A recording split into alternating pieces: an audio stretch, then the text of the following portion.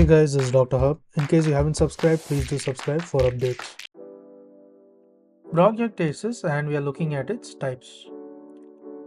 So the first one will be the cylindrical. So there is cylindrical. So how does cylindrical look? So this is a rough diagram of how the cylindrical looks. So here this is the mildest form of bronchiectasis. So this is mildest, very mild, mildest form of bronchiectasis. There's a loss of normal airway tapering.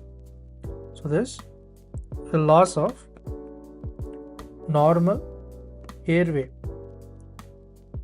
tapering. Next is, to watch the full video, please click on the link below and it will redirect you to the main video.